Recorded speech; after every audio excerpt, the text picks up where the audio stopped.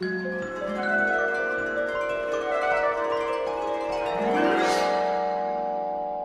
voilà, nous sommes à la Maison du Tarot où je vais présenter à Emmanuel la première version en vrai, on va dire, parce que c'est que de l'impression 3D, mais elle est quand même en vrai, pour voir ce qu'il ressent, ce qu'il pense de ce premier travail 3D de tempérance.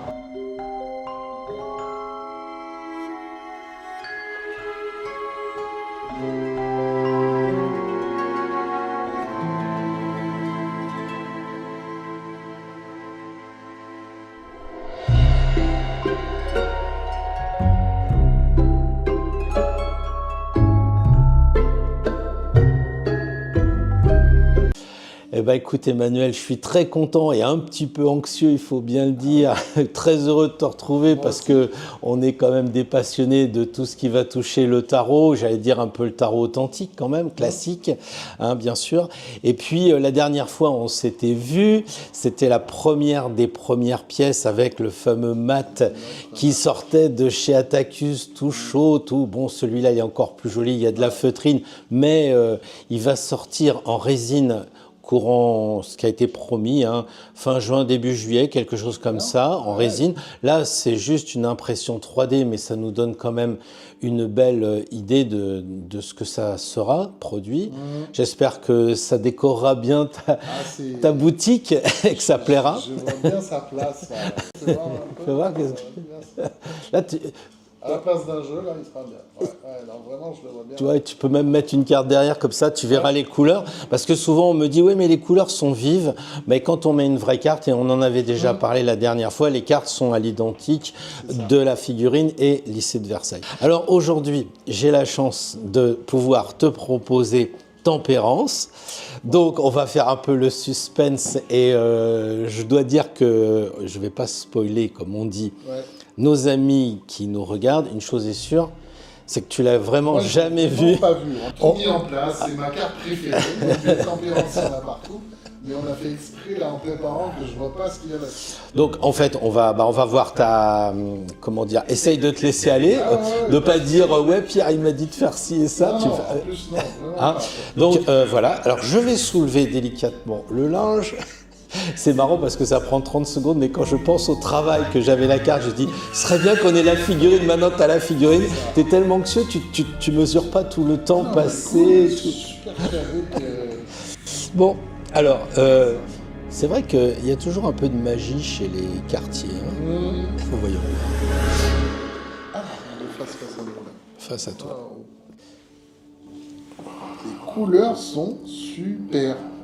Cette robe-là, tu vois, bleu-rouge habituel, là, qu'on voit bien.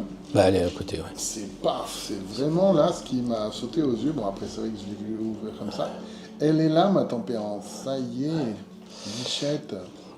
Très, très belle. Très, très belle. Fais voir ça un peu. Et compare. La comparaison. Alors, et comme tu le sais, c'est une synthèse de tous les jeux que tu proposes. Donc, par exemple, le pied qui dépasse, bah, il est généralement au jaune. Quelquefois, le serpent est orange. Là, pour des raisons qu'on découvrira au fur et à mesure, j'ai pensé que le serpent jaune, bah, comme celui de la carte que tu as et qui correspond aussi à des anciens jeux, le jaune est bien. Le pied n'est pas violet comme celui notamment de Camoin Jodot. Là, il est orange. Bon, voilà. Bon, après, il y a des petites subtilités d'un jeu à l'autre, mais comme on le sait, Camoin et Jodorowsky sont tellement inspirés des jeux anciens que forcément, on a un peu cette impression de retomber sur du Jodot. Alors, on gardera les mêmes couleurs depuis le début, c'est-à-dire que le bleu ciel du chien, tu le retrouves dans les ailes. Il ne faut surtout pas changer ça. Il faut que tu restes sur le râle de couleur que tu as choisi dès le départ.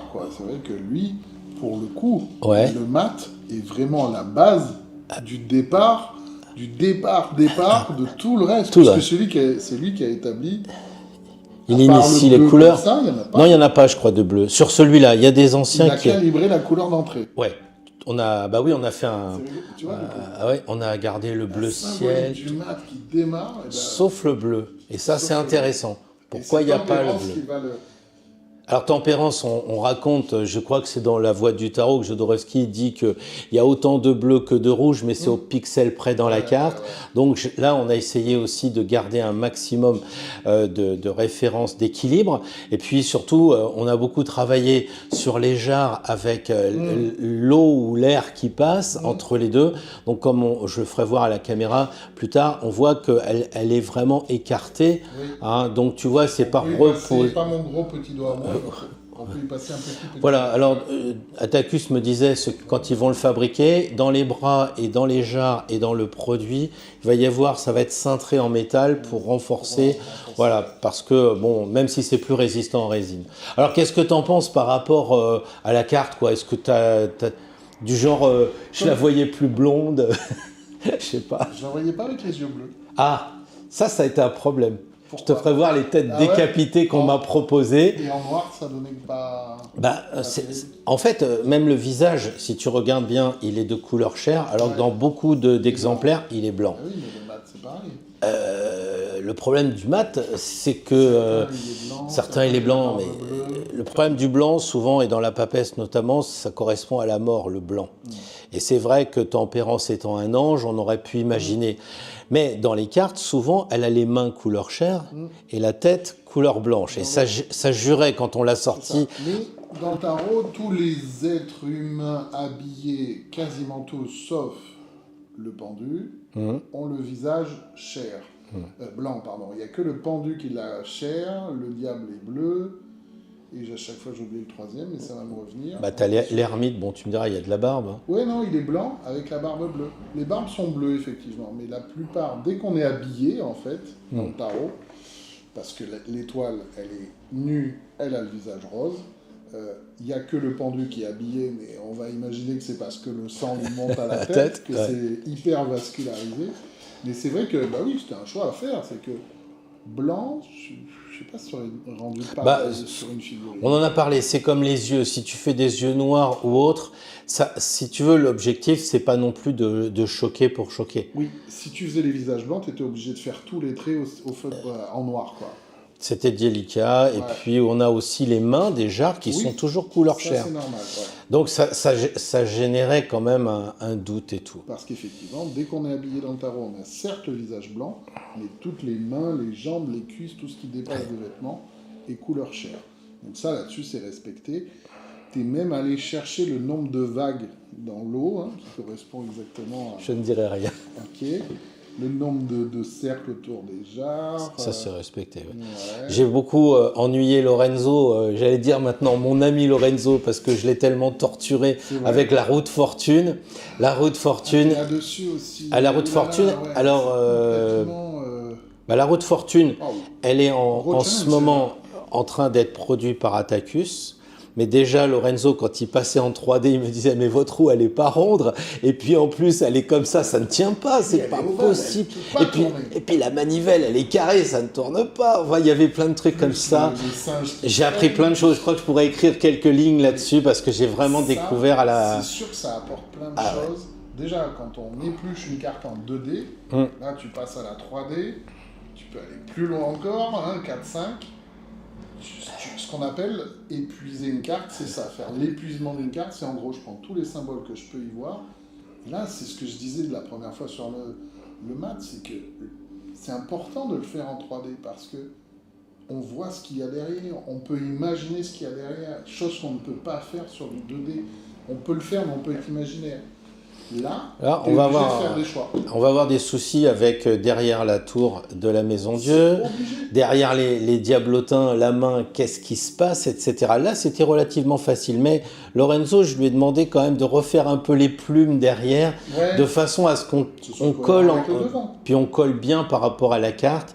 Parce qu'il y a un peu cette tentation aussi d'essayer de faire des belles choses.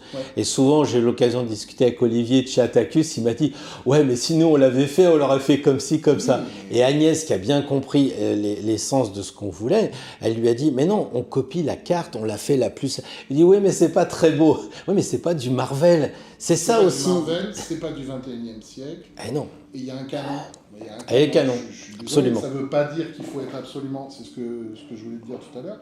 je sais que tu as pris quand même une majorité de base du convert et que tu as rajouté plein de trucs, comme là, le François Héry, le jeu de François Héry a aidé à comprendre comment est le chapeau de maths. C'est normal, il faut faire des concessions. Et des fois même, je pense que tu auras, sur certaines cartes, tu vas dire, il faut que je prenne ce symbole-là parce qu'il est important, même s'il n'est pas majoritaire dans tous les jeux. Il y aura certainement des trucs comme ça. Non, la question de l'œuf de la papesse sous le coude, notamment. Enfin bref, on en aura. Mais de l'empereur. À la limite, ils sont visibles, ces symboles-là. Oui, plus visibles. Ce qui m'ennuie, c'est le diable a-t-il une queue, sans être tordu, mais... Tu vois, par exemple, est-ce qu'il en a? Est-ce que c'est le diable? S'il a une queue, c'est Lucifer, mais Lucifer, c'est pas Satan. Enfin, et ça permet comme ça, justement, de renchérir encore des connaissances sur la symbolique qui n'est pas. J'avoue. Moi, pour moi, par exemple, sur le diable, tu veux mon avis? Dis-moi, il a une queue ou pas? Non, j'en mettrai pas. Pourquoi? Parce que le diable, pour moi, c'est quelqu'un qui est déguisé en diable. D'accord. Il est bleu, mais regardez, sur certains jeux, il a les bras chairs. C'est comme s'il avait mis une combinaison de femme. Ouais. On voit son zizi qui est couleur chair qui ressort. C'est comme si c'était une drag queen, quoi. Ouais. C'est quelqu'un qui assume son masculin, qui est masculin, apparemment, puisqu'on voit que c'est couleur de la chair, mais qui a revêti quelque chose de féminin. Ça veut dire, j'accepte mon énergie, mon côté féminin. C'est comme ça que souvent j'aime bien le présenter. Un peu comme le diable, qui peut être tout à fait tout et n'importe quoi.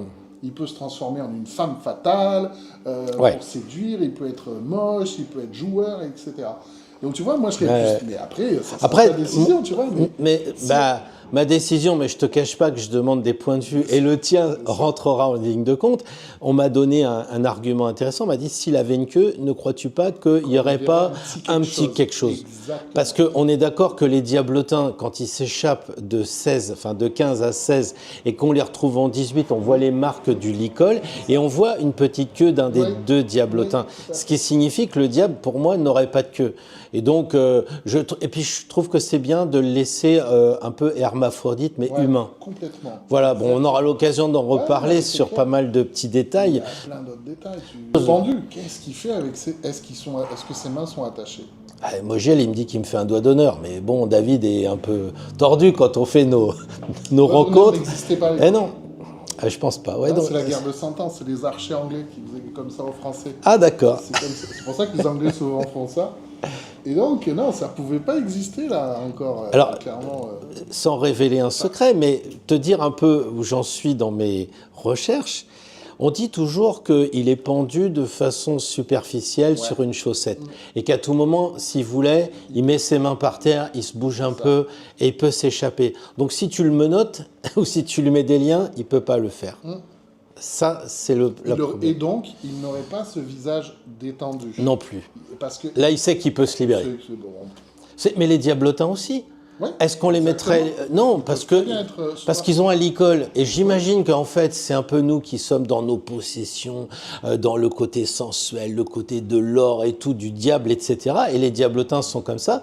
Mais s'ils veulent, ils se libèrent en prenant la corde et en la passant par-dessus. Moi, je pense qu'ils sont beaucoup plus libres qu'on... Oui. Comme nous. Oui, en fait. Le problème, c'est qu'on est libre, mais c'est nous qui nous mettons nos addictions. Exactement, tout à fait. Ouais, donc il y a quand même de quoi réfléchir. Alors le problème, ça sera peut-être l'arcane 7. Parce que le cheval derrière, comme je te rappelle qu'on a souvent dit qu'on garderait la même base en termes de taille, qu'on les mettra pour que ça fasse harmonieux, homogène, et je voudrais pas que le cheval... Alors je verrai avec Lorenzo ce qu'il va nous faire. Là, nous sommes sur l'étoile. Alors donc, Attacus va nous sortir en figurine la roue de fortune. Derrière, je suis sur Lorenzo. Comment on va te faire tenir les étoiles en l'air? Ça, je pense qu'Attacus a des solutions, je vois à peu près. Ouais, j'ai un peu aidé quand même. J'ai passé un dimanche, on a travaillé dessus. Non, enfin, c'était marrant, quoi. Et donc, en projet, comme ça, chacun a son élément pour avancer. Et moi, derrière, je travaille à celle que je vais donner la prochaine fois.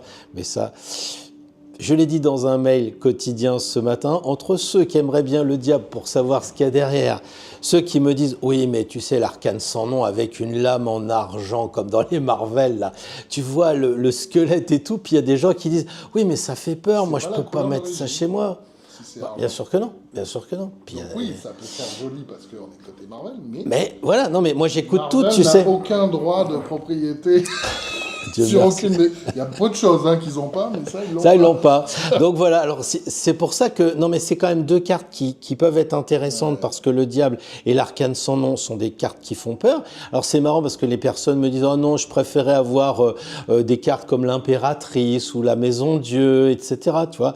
Ouais, mais... Elle est triste, l'impératrice. Non, je rigole. Elle a les yeux verts, magnifiques. Entre l'arcane 13 et l'impératrice, je préfère l'arcane 13, moi, mais...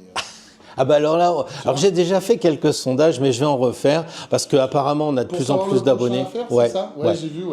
Le premier sondage que tu avais fait, ça a donné quoi? C'était l'étoile en premier. Ah, tu vois. C'est pour ça que j'ai sorti l'étoile. La suite de la papesse, je crois qu'elle y était. Ouais, elle y était la papesse. Il y avait la papesse, il y avait la maison Dieu et tout ça. Alors moi, je suis. Aurait été le coup de cœur. Tempérance. Mais c'est celle que j'avais décidé avant quoi que ce soit. Et là, je me pose la question. Je te le dis un peu off. Je sais pas si je couperai pas, mais comme la Bajon, vous couperez. Je sais pas si je couperai ou pas, mais est-ce que Tempérance, je dois commencer à la proposer comme j'avais fait pour le mat maintenant, parce que tout le monde me dit oui, mais il faut le faire maintenant, on l'attend. Puis il y a ceux qui me disent j'ai pas d'argent, on attend. Et puis les autres qui me disent oui, mais on attend jusqu'à quand? Et donc j'avais un peu envie de proposer Tempérance. Le temps de l'errance, en fait. Peut-être le temps de l'errance, faut peut-être pas que je le fasse de trop longtemps. Parce que si on en a 22 et qu'on fait une par an, je finis en 2045. Ouais. Ah oui. Eh oui. C'est ton objectif? Non, mon objectif, ça serait de faire les 22, je pense. Qu'est-ce que tu en penses? Faut faire les 22 ou il y en a qu'on fait pas parce qu'on les aime pas? Ah non, tu es obligé là maintenant. Ah bah oui. Je me souviens, la dernière fois que j'ai fait Kickstarter, c'était 21 000 € qu'il fallait. Je multiplie 21 par 22, ça fait un demi-million d'euros. Bah oui. Bien sûr, c'est facile. Tout à fait. Mais si quelqu'un me donne un demi-million d'euros, je demande à Tacus de faire le Graal en cadeau. L'as de coupe. Mais en même temps, j'ai déjà quelques demandes de certains magasins ou autres, et j'aurais bien aimé que ça reste un peu dans le giron des personnes qui font partie de la chaîne, tu vois, que ça fasse un peu de l'égrégore, que ça s'engage, avant de dire, bon, on va en mettre, je sais pas, je peux pas le savoir, mais dans les grands magasins ou des choses comme ça, parce que c'est vrai que ça commence à poser. Mais bien évidemment. Que donc là, j'ai un peu... de faire les 22, mais il faut les faire au bout du compte, il faut qu'elles y soient. On peut pas démarrer un truc avec le mat. Et puis on est dans le groove. Je vois avec Lorenzo, quand il me dit en 3D, qu'est-ce que tu en penses? Enfin, on fait de l'anglais, alors on doit se tutoyer, j'imagine, mais qu'est-ce que tu en penses? Est-ce que ça te va? Si ça te va pas, tu me le dis, hein, parce que c'est important et tout. Donc c'est vrai qu'on passe du temps et on est un peu dans l'action. J'ai peur que si on dit, on reviendra dans 6 mois, voilà. De toute façon, je suis presque prêt à dire, je ferai les 22 derrière moi. Déjà simplement en 3D. Oui, déjà, je les aurais peut-être parce que ça me passionne. Ton bébé aussi, même si je sais que tu n'aimes pas dire ça, mais ouais. C'est toi qui as donné le Kickstarter, justement. Ouais, et est-ce qu'on refait un kick pour Tempérance? J'ai fait un sondage sur ceux qui ont pris le mat. Ouais. J'en ai que 2 qui m'ont dit, je crois que je vais m'arrêter là.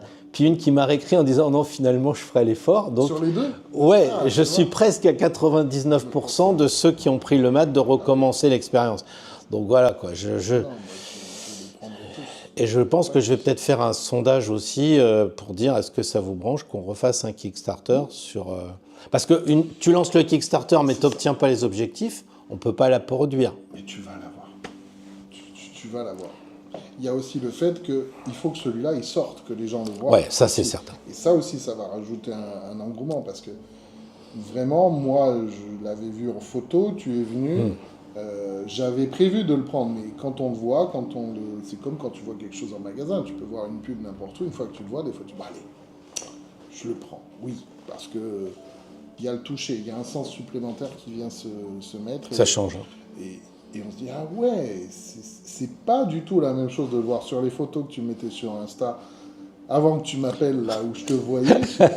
Ah ouais, là, ça y est, je l'ai vu, quoi. C'est pas pareil du tout, vraiment. Alors qu'il y a des belles bouteilles de parfum, quand tu les vois en vrai, tu dis « Oh bon ?» Et t'es déçu.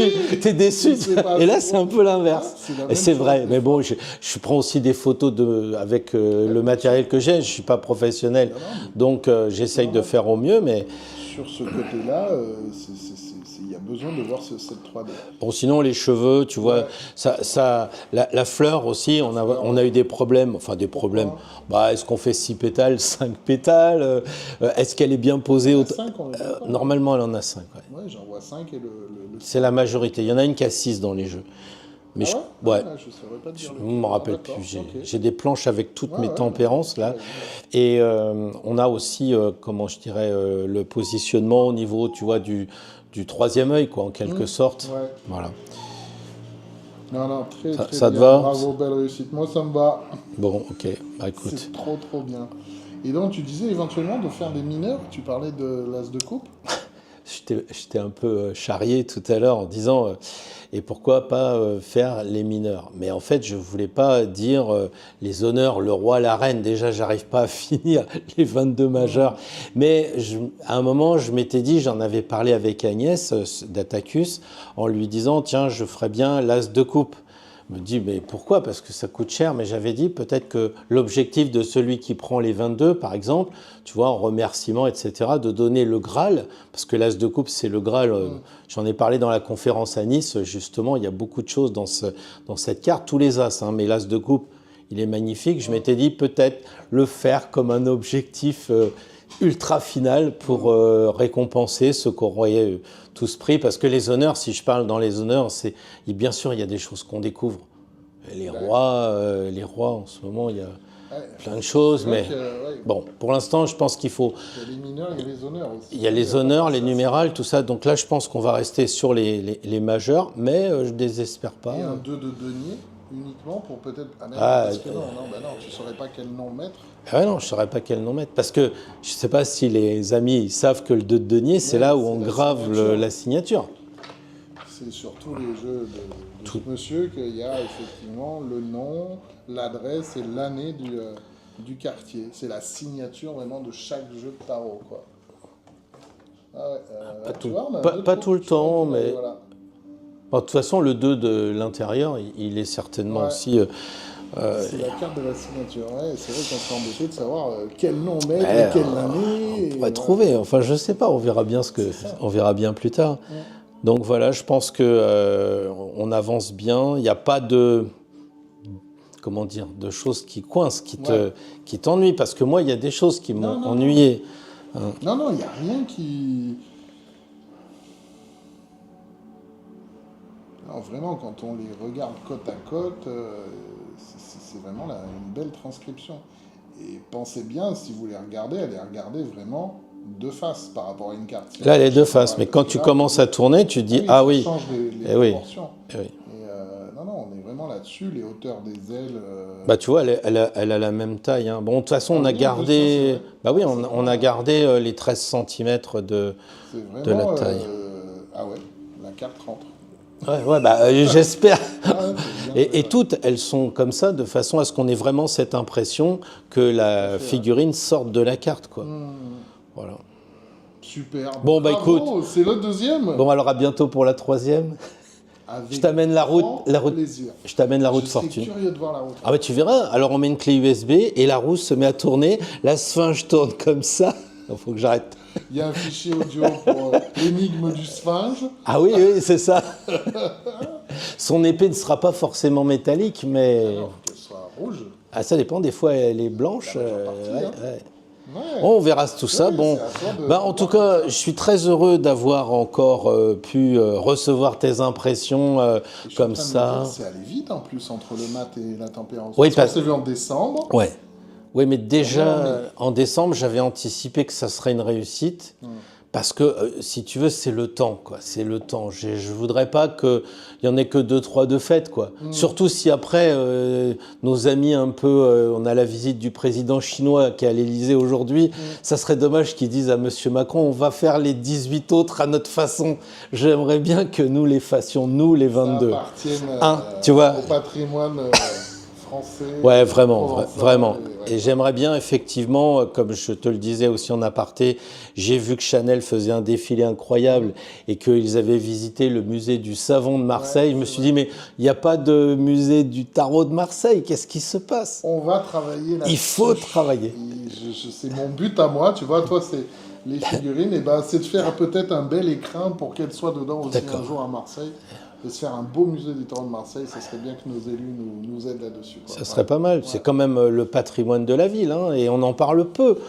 Oui, c'est peut-être entre, si on mettait là une bouteille d'huile d'olive, de pastis, un savon de Marseille, c'est peut-être celui qui est moins mis en avant, c'est notre pauvre jeu de tarot de Marseille. Oui, parce que je pense qu'il y a eu aussi cette idée qu'il ne venait pas de Marseille. Ouais. Mais quelle preuve ont-ils qu'il ne vient pas de Marseille? Pour l'instant, effectivement, rien n'est jamais sûr. On a découvert un des plus anciens jeux aux enchères il y a 2 ans, qui est passé devant le Noblet, le Dodal. Ah, on est en 1639 et il était marseillais. C'est plus Lyon ou Paris qui a le monopole du plus ancien. Donc il y a peut-être d'autres choses encore. Petit à petit, plus lui il avance, plus on découvre des choses du passé. C'est rigolo ça. Plus je vais dans le futur, ça ressemblerait pas à une petite roue un peu qui va dans un sens et qui est un engrenage. Mais qui tourne la manivelle?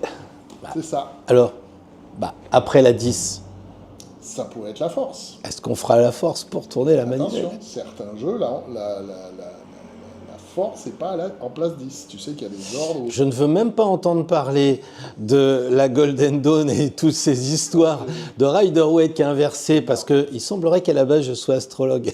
Et je sais très bien que la force égale le lion et le lion est inversé avec la justice. Mais il y a des jeux de tarot, oui, mais pas de Marseille. Non. Et d'ailleurs, il marque The Star. Oui. Alors que le jeu de tarot de Marseille, il marque l'Estoile. Et dans le dictionnaire du Moyen-Âge, jusqu'à 1380, on disait l'Estoile. En provençal, ce qui sous-entendrait que ça vient bien de Marseille. Il ne faut pas croire que ces maîtres quartiers étaient bêtes au point de faire des erreurs. Ça peut arriver. Ça peut arriver.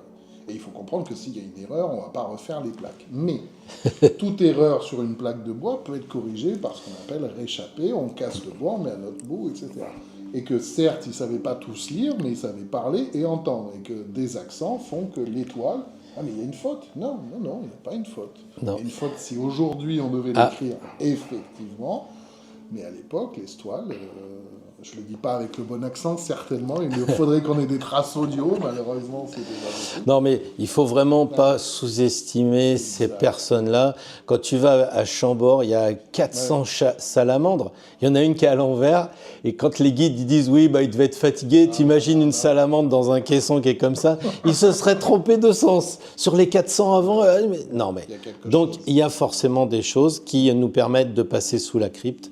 Et encore pour décrypter, et on va continuer à décrypter. Que ce soit caché, et que ce soit montré. Je pense qu'on pourra même faire 2 mots, 3 lignes sur les choses qu'on découvre, comme la roue qui serait peut-être pas si ronde que ça quand on prend le compas, mais quand on regarde la carte, on n'imagine pas qu'elle est pas ronde. On croit qu'elle est ronde. Mais non. Bon. Est-ce que c'est la perspective? Il y a ça aussi. Alors là, on en parlera sur les rayures. Sur les rayures aussi, on en parlera parce qu'il y a les rayures de ce qui a été accompli et les rayures de perspective sur les dessins des quartiers. Très intéressant aussi, ça. C'est clair. Non, là, c'est... Bon, écoute, je suis content parce que je fais un peu le malin parce que je me dis, bon, elle est quand même chouette et tout. Mais en venant, je me dis, bon, est-ce que Emmanuel va quand même me dire que ça va? C'est ma carte préférée et j'adore. Je suis ravi de la découvrir et de se dire que bientôt elle sera à côté de lui. Et tu vois, là j'ai mis 14, donc le X est 4 barres. Ouais. Et Lorenzo, je lui dis pour l'étoile qu'il est en train de faire, je lui dis alors il faut mettre le 10 et puis il faut séparer le 7. Comment? Et puis le 7, il faudrait me mettre le V et puis le 2 gras. C'est vrai.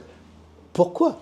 Parce que c'est ainsi. Il nous le faut comme ça. Et voilà. Plein d'autres comme ça. La force qui est écrit plus sur la gauche. Tiens, ça c'est pareil. Non, il n'y a pas sur elle. Sur Tempère, je vois les codes barres. Tu sais, non, mais sans les codes barres.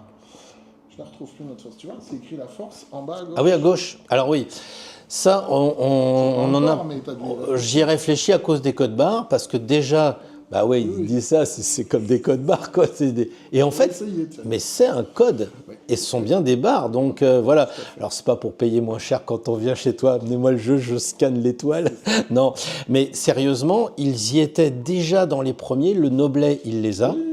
Donc, je pense qu'on va les garder. Ça permettra comme ça aux amis de dire « Mais pourquoi il a mis des barres sur cette carte et pas sur l'autre ?» Ou sur la 6. Pourquoi il y en a 6 à gauche et 5 à droite? Qu'est-ce que c'est que ça? Et ainsi de suite. Et ça dépend des jeux aussi. C'est un peu ce que je te demandais l'autre fois sur le map, la ronde, que tu n'avais pas gardé. Hein, non, non, je ne les ai pas mises. Parce que certains les mettaient, d'autres non. J'ai hésité aussi. Trouver le plus gros dénominateur parce que commun, quoi. Après, quand tu mets la ronde, il y en a qui mettent des losanges et d'autres qui mettent des ronds. Alors voilà, tout ça. Bon, après, tu vas à Chambord, tu verras, il y a des ronds et des losanges que tu retrouves aussi à Rennes-le-Château, mais je ne vais pas partir là-dedans.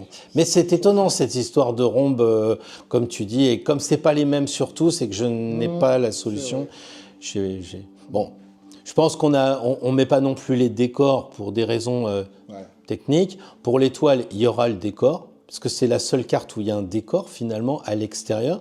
Donc il y aura bien l'eau qui passe, il y aura bien les montagnes, voilà. Il y aura même le derrière, parce que là aussi on a fait un derrière l'étoile, pour que ce soit pas coupé comme ça, parce que quand on regarde l'étoile, si tu la sors comme ça, tu te dis bah derrière c'est abrupt quoi. Ouais.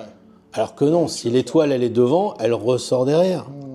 Même, donc la difficulté, c'est pas forcément que l'étoile soit en l'air, il faut qu'en plus elle soit de l'autre côté, quand elle tourne, qu'on voit l'étoile des deux sens, les arbres en bas des deux sens, le moineau. Ah bah oui, le moineau aussi, il faut qu'il soit dans les deux sens.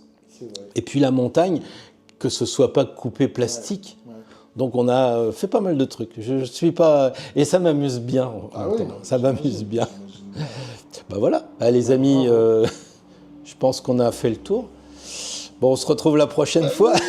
Bon, je te laisse parce qu'il y a la flamme qui arrive. C'est vrai, il faut se dépêcher là. Après, on va avoir chaud et vous ne pourrez plus sortir de Marseille. C'est vrai. Il y a l'ermite qui amène la lumière sur Marseille. Ah ouais, l'ermite est dans le Bélème. Ouais. D'accord. C'est le Bélème qui approche. Ok. Bon, bah écoute, merci de ton accueil. Merci à toi. À bientôt, Emmanuel. Encore, merci. Ciao, ciao. Ciao, ciao.